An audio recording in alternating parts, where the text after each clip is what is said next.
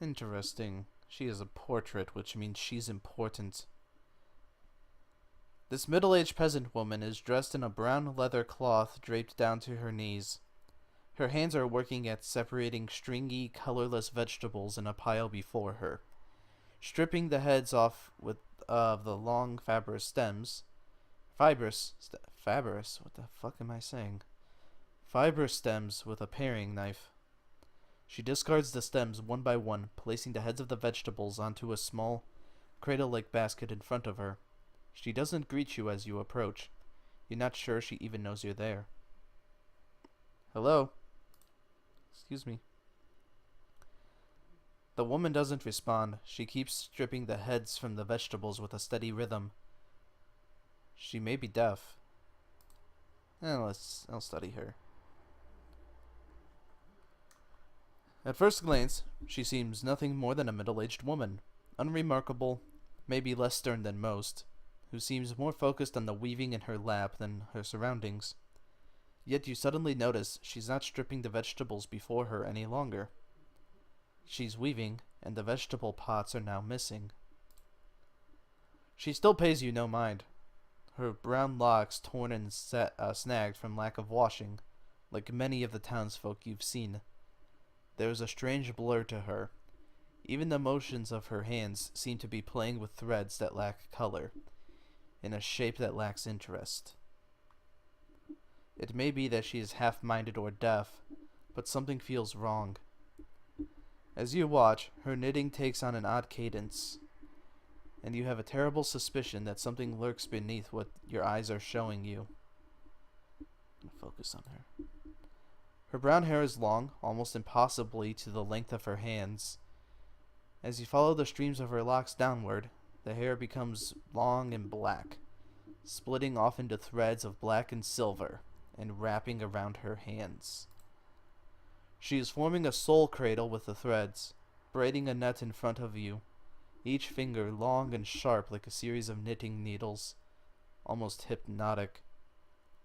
The silver and black strands of her hair weave together with silver predominating as a highlight, the black shadowing it.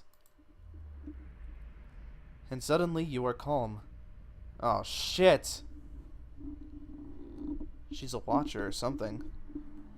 You are on a plateau, almost the height of a tower, several stories high. The plateau is like a table lying beneath a clear sky, and beneath the plateau, surrounding it in all directions, a forest, hazy with mist. Although whether it is actual mist, or distance, or recollection. Resting in the curve of a natural arch above you is a great copper bell, half again the size of a man, hanging at attention, as if looking down on you and the event unfolding before you. The plateau has soaked in the sun, and rock beneath you is rough and warm. The sky forms a cradle around you. You feel different, not disembodied, but you feel your body. Your physical contours have changed along with the surroundings. And you hear a soft series of chimes, like wind chimes. At the sound, the scene just gains color and texture, as if the sound is beckoning you gently forth, filling your senses and thoughts like mist roiling softly into a sealed chamber. And the chime coaxes you deeper into the memory. You're certain it is a memory, a warm one. You are on the stone of the plateau, your knees on the warm texture of the ground. Silver, white, shimmering like Adra. The plateau is formed of it, glistening in the sun. You can feel the heat on your skin, your wrists, and your hands. Your hands are in motion. Weaving, not thread, but gathering, tenderly moving along the first movements of Barath's wheel. Your hands are wet. Your hands are upon the flesh of a newborn child, and you feel the crowning of a tiny head turning in your grip, its head slick, wet from the womb. The hands you are wearing, inhabiting, have done this many times, and they are practiced and confident. You feel distant pains in your own head as the head emerges, a stream of fluid from the womb helping the newborn slide forth, and a woman's labored breathing crying out. As your hands move, you hear the sound of chimes, clear, cutting through the haze of memory. You cannot see where they are coming from, but they are close, and they are meant as a comfort. Of that you are certain. And coaxed by your hands, every moment causing the chimes to sound again. Almost eagerly, the child comes forth, and as it does, your hands are in motion, weaving, moving along the length of a soft, wet rope.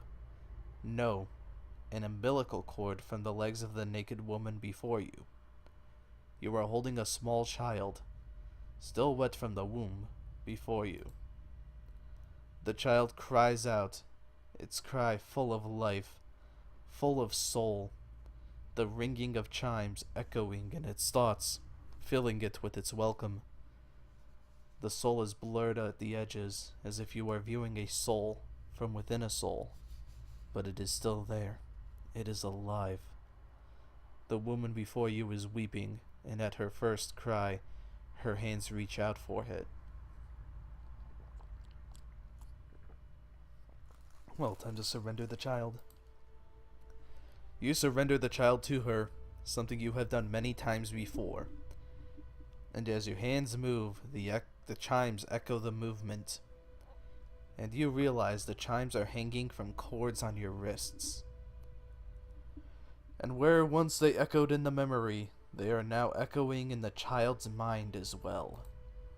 The chimes are intended to welcome the child, to be its first gentle greeting into the world, a soothing sound guided by the tender motions of your wrists. You are helping to weave its thoughts, its perceptions, and the experience. The experience. The woman laughs a ragged joy, laughing from a parched throat. Her emotions seem soothed, but the physical demands of labor have left her exhausted. But the child is here, the child is safe, and all atop the plateau is a peaceful, calm, distant, flattening out as the memory persists. Let's get out of there. With effort, the scene bleeds of color, and your mind becomes your own again. There is no pull, no anchor, yet the sound of chimes remains.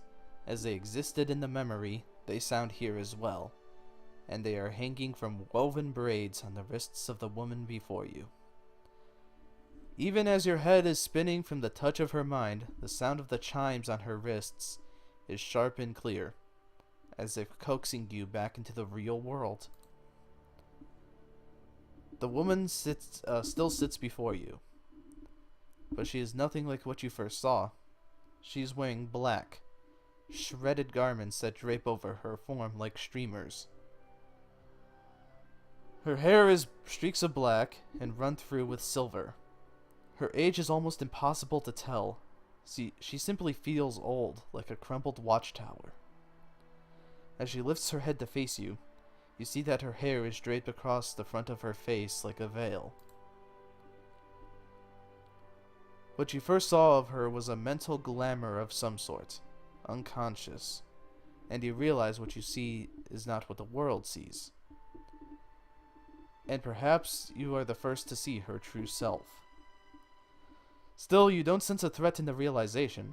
If anything, you feel a sense of relief from the figure. You can hear her thoughts, and she is glad to at last be seen. What the fuck? Who is she? Oh. Oh, so she doesn't have a voice. Okay, that's lovely. She has a portrait, but no voice. Thank you. Whatever. I am seen, but the eyes of others do not remember. You are the first to see me as I am, the caul stripped aside. There was a light touch on your mind. a caress, and her left hand mirrors the motion of the touch, reaching up to the air between you. You hear the chime on her wrist sound softly. Her hand moves as if pantomiming the resting on your cheek at a distance, and she speaks softly and slowly. Your memories. A cadence of wheels on a caravan track. Fever. Questions by running water. Violence in a night's campfire. Arrows in the dark and fleeing. Falling rock and cracking stone. And a storm. A storm. The storm that brushed you. Did its screaming wake you from your mind's cradle? Your memory of it is painful. Its cry is difficult to ignore. It's like a child. Many children crying out. Goddamn. Who is this bitch? I mean, obviously she's got to be a watcher. She might be the only other watcher that we're going to encounter.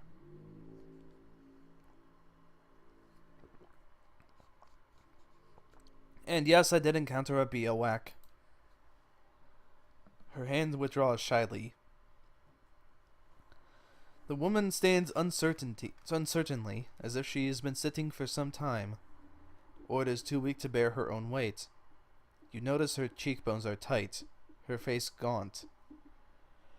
Yet while her stance is weak, she seems determined to stand before you. You are able to see me. It is almost a question. You suddenly realize she doesn't seem to know what you saw when you looked at her. The image on the plateau. Yet the image was so clear, so sharp, you're surprised she didn't feel you there. To see me is a rare gift. A watcher's gift.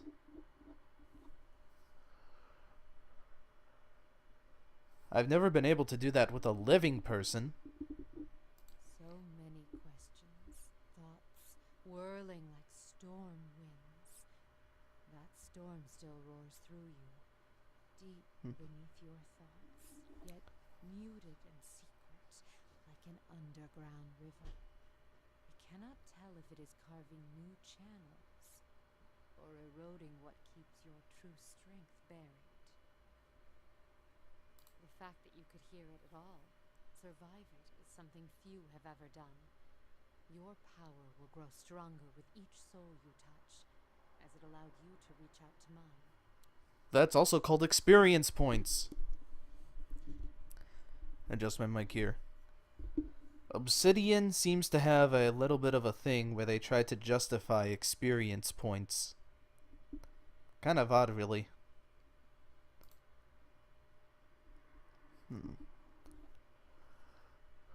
There is a silence, and although it seems to last but a heartbeat, in your thought, it stretches out between the two of you, like a pull between your minds. You blink, take a breath, and then you realize she wants to ask you a question, yet can't form the words, as if assembling them is painful. Do you wish to travel with me? There we go. You feel a wave of fear, gusted with the strength of relief, although oddly, her expression does not change. Then fear dissipates and you feel strength and certainty, as if the plateau from her memory lies beneath you, and a calm sky looks down upon you. What the shit?